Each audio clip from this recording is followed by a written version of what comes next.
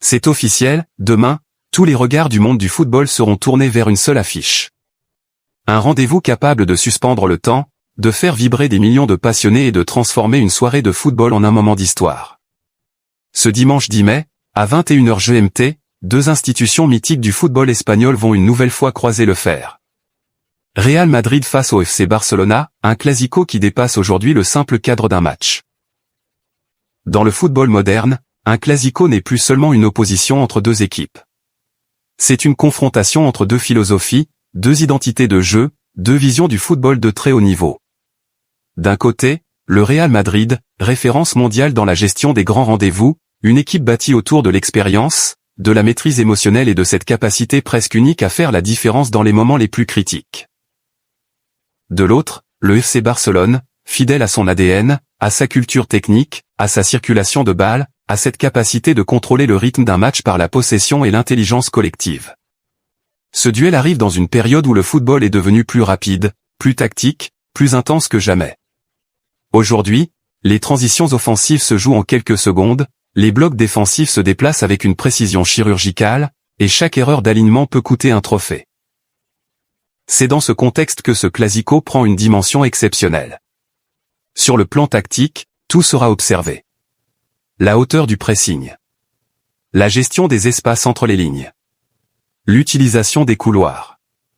La qualité des sorties de balles sous pression. Chaque détail comptera.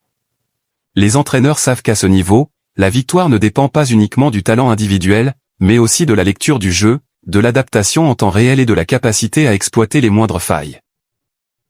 Le Real Madrid pourrait miser sur sa verticalité, sa projection rapide, et sa puissance dans les transitions, avec une équipe capable de punir en quelques touches de balle. Barcelone, lui, cherchera probablement à imposer le tempo, à monopoliser la possession et à fatiguer son adversaire par la circulation. Mais dans un classico, au-delà de la tactique, il y a toujours cette dimension émotionnelle. La pression médiatique. Les supporters. L'histoire. Les anciennes rivalités. Les attentes.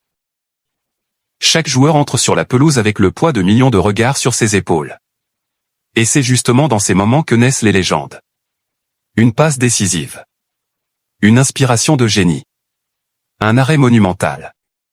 Une frappe venue d'ailleurs.